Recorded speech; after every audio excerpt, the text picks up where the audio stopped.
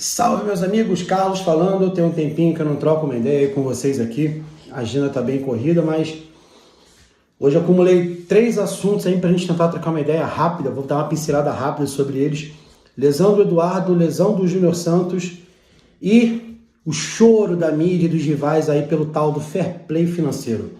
Vou começar pela lesão do Eduardo, uma lesão chata, né? Uma lesão muscular ali que foi necessário uma cirurgia, quando chega nesse ponto para reconstrução do músculo, então muito complicado. O Eduardo tem contrato com o Botafogo só até o final do ano, e eu até tinha falado, acho que isso é uma despedida dele do clube, mas eu vi que o Vitor ali, que também é advogado, torcedor do Fogão, também ativo ali, amigo do Zambuja, pelo que eu percebo, chamou a atenção para um ponto importante, que é a estabilidade, né? Direito do trabalho traz aí, quando você sofre um acidente do trabalho, ou doença do trabalho e fica afastado, quando você retorna, quando você tem alta médica desse afastamento, você tem 12 meses de estabilidade. Ou seja, muito provavelmente, a não ser que o Eduardo seja negociado contra o clube, ou que tenha uma rescisão amigável, o clube do Botafogo é provável que precise renovar o contrato do Eduardo por termos legais, né? Com base aí na CLT, que prevê, CLT na verdade nem é na CLT, né? Nesse caso é a Lei 8.213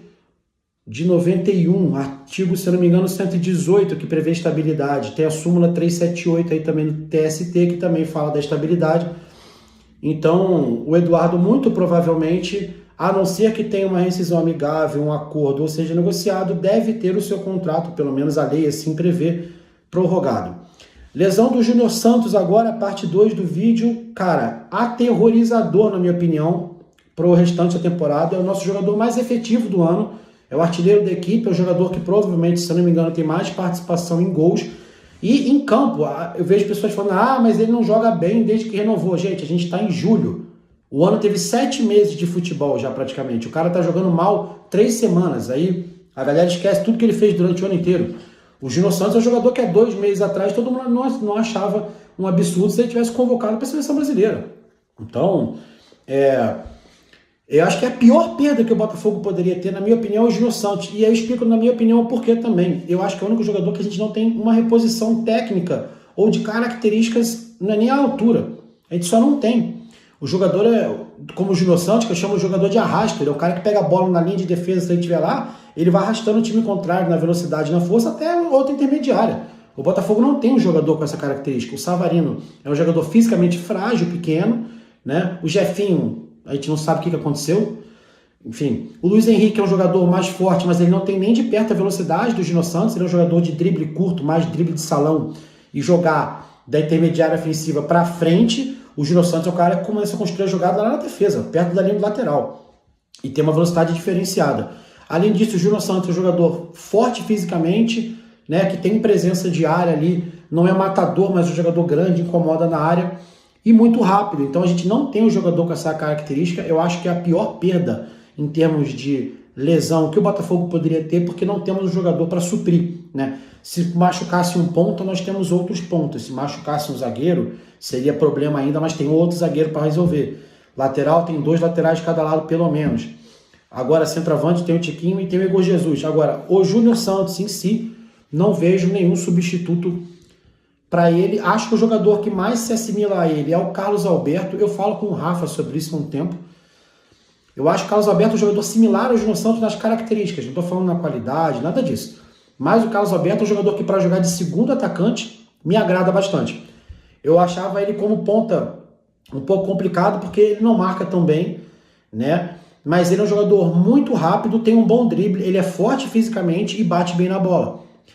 Características similares à do Júnior Santos. Então eu entendo que ele naturalmente vai virar uma opção nesse elenco, por ser o único jogador do elenco com características similares ao Júnior Santos. Volto a falar, não estou falando que ele joga tanto quanto, que ele vai substituir a altura. Estou falando que do nosso elenco, o jogador que eu vejo que seria mais apto para ficar no lugar do Júnior Santos é o Carlos Alberto. Eu diria para vocês que é, inclusive, o único jogador que eu vejo com características minimamente similares. Acho que o Botafogo precisa no mercado. O Botafogo já está finalizando a contratação de um outro ponta, ex-Fluminense.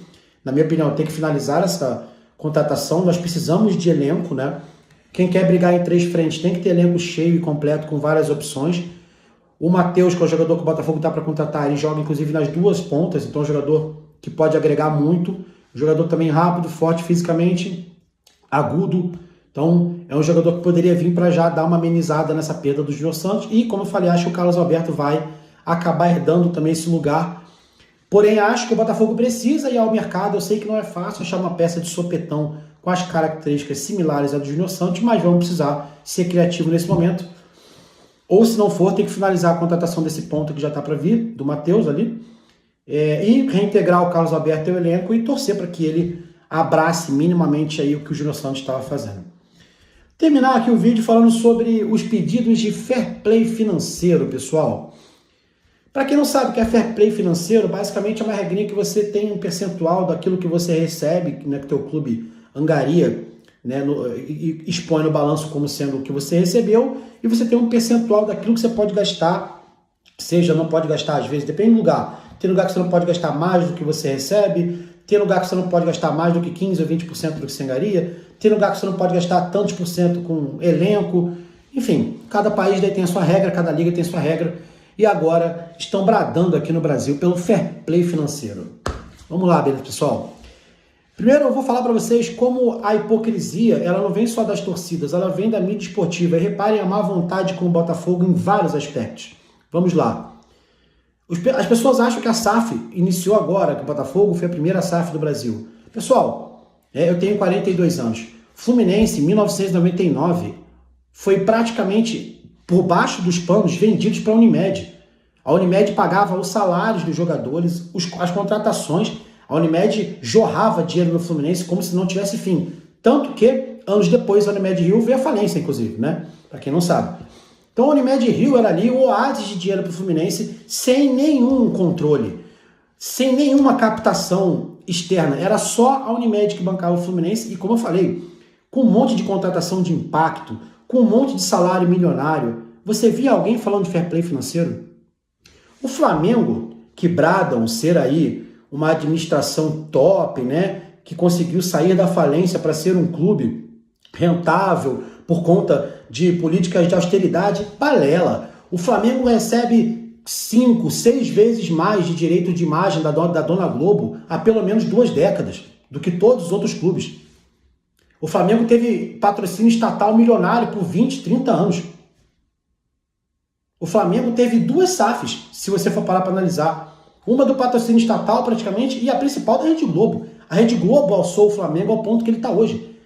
Mesmo hoje, olha a diferença do quanto a Globo paga, seja por TV aberta, fechada, pay-per-view, para Flamengo e para os demais.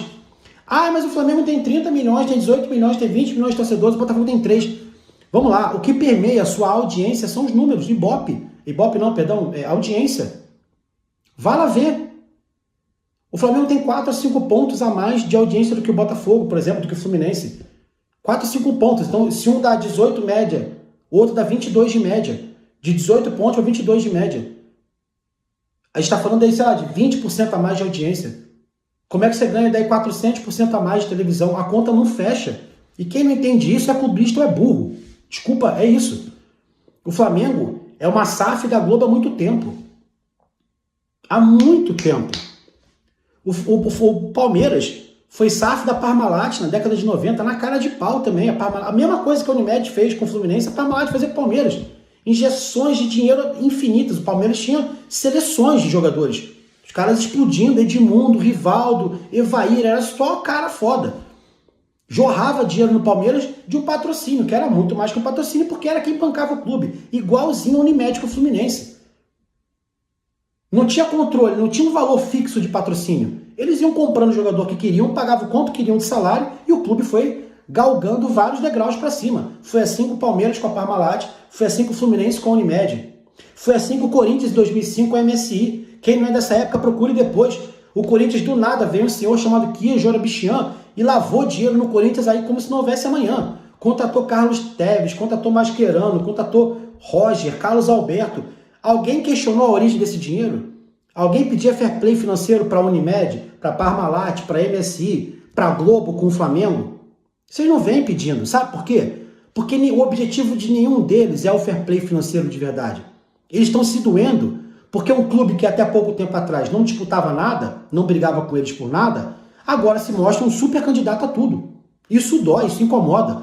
Porque o jornalismo brasileiro não tem mais uma mídia. São vários torcedores travestidos de jornalistas. Um monte deles sequer disfarça mais. Seu Mauro César Pereira, PVC, esses caras não são mais jornalistas. Casagrande. Essas pessoas simplesmente viraram o uniforme do seu clube, da empresa que trabalha, e tanto faz o que é o correto. Por que eles não cobraram lá, na época da Unimed, do Fluminense, da Parmalat, do Palmeiras, da MSI, da Globo, até hoje com o Flamengo? Você vê alguém falando isso? Quer ver outro exemplo? Eu vou dar para vocês. Há quantos anos o Atlético Paranaense joga no gramado sintético?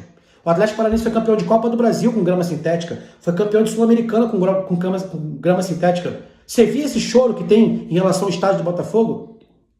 Isso que você pega pessoas sérias, como o Rogério Ceni, bons jogadores que vão jogar lá, e os caras falam, a grama sintética é um pouco diferente, mas, porra, é melhor do que 90% dos campos que a gente tem. Queria eu ter um sintético desse para jogar.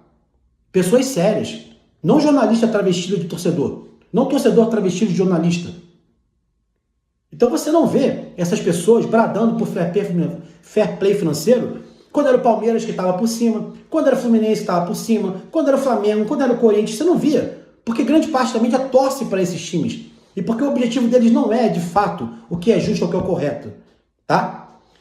Como eu falei, é só ver a implicância. Agora tem implicância com o estádio do Botafogo. Tem implicância com o gramado do Botafogo. O Palmeiras usa gramado sintético há uns 10 anos também. O Palmeiras foi campeão de Libertadores, de Brasileiro, com gramado sintético. Você via algum presidente de clube ou algum jornalista ia falar que tem mais lesão lá, tem que tirar, é injusto, é absurdo? Não via. Aí quando é com o Botafogo, vira pauta. E vou finalizar explicando a diferença do fair play financeiro, que as pessoas não entenderam a fala do Textor, para teto salarial, salary cap.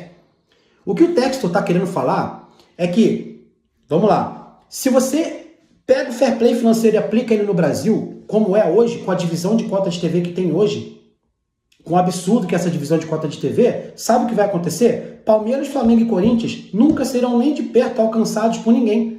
Porque se esse fair play financeiro, como eles querem adotar no Brasil, funcionar, o Flamengo, que rende muito mais dinheiro por mês, por ano, aliás, Corinthians e Palmeiras do que os outros seus adversários, vão sempre ter muito mais dinheiro para investir, independente de qualquer coisa, vão sempre estar muito à frente, vão sempre ser campeões, aí vão sempre ganhar muito mais dinheiro. E sabe o que acontece? A gente vai ter a espanholização do Campeonato Brasileiro, que é o que está acontecendo. Por que o Flamengo e o Palmeiras é quem ganham? Porque só eles têm dinheiro. Só eles dois têm dinheiro. O Corinthians tem uma gestão tenebrosa. Se o Corinthians tivesse uma gestão minimamente decente, estava brigando por tudo também. Agora, o fair play financeiro, que é, você só pode gastar o que você arrecada, isso não tem a menor lógica. Não nesse sentido. Primeiro porque então você tem que pegar e reenquadrar todos os contratos de transmissão de televisão, porque é justo. Se você tem a média de 20% a mais do que eu de audiência, você vai ganhar 20% a mais que TV só. E não 4 vezes o que eu ganho, não 6 vezes o que eu ganho de TV. Esse tipo de divisão que a Globo faz com o Flamengo foi que botou o Flamengo onde está. Hoje o Flamengo tem várias outras fontes de renda, claro, uniforme, patrocínio, venda de jogador, tudo isso só foi possível porque a Globo jogou dinheiro a rodo no Flamengo por décadas, até que o Flamengo conseguisse livrar das dívidas, até que tivesse uma administração decente para levar o Flamengo das dívidas, que foi o que foi necessário, ali 6, 7 anos, porque era muito mais dinheiro do que os outros ganham. Então, o fair play financeiro não tem nada a ver com justiça. O que eles querem é que os times que ganham muito mais, e hoje a maioria ganha muito mais, por tudo que a gente já falou, continue sempre ganhando mais, independente de qualquer coisa. E o que o Textor está falando e é o correto, o fair play financeiro não vai trazer justiça. Ele vai só aumentar o abismo entre os times. O que precisa para ter justiça no país aqui, no futebol, é um teto salarial mesmo. E o que é isso? Por exemplo, nenhum clube pode ter mais do que 15 milhões de folha de salário, independente do quanto você arrecade.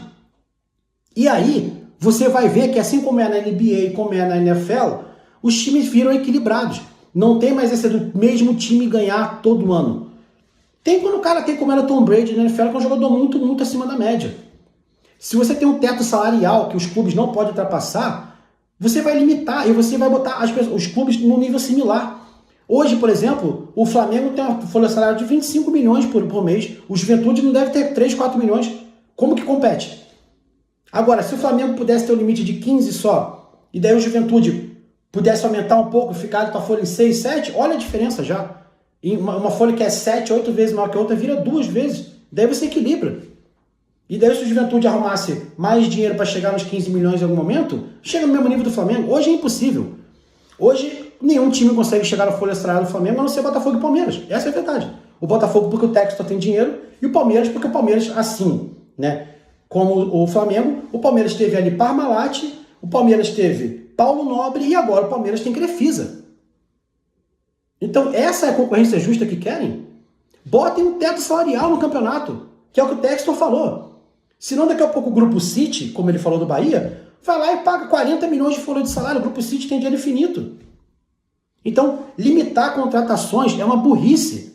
Se você não pega a parte salarial e bota ela nivelada, deixa as pessoas gastarem quanto quiserem para contratar. Cada clube contrate gaste quanto quiser com contratação. Só que se você tem um teto salarial para bater, você vai contratar, você está no teu teto, está com 15 milhões de folha salarial, você tem 200 bilhões de reais para gastar contratação. Você não vai como gastar, você não vai ter como gastar.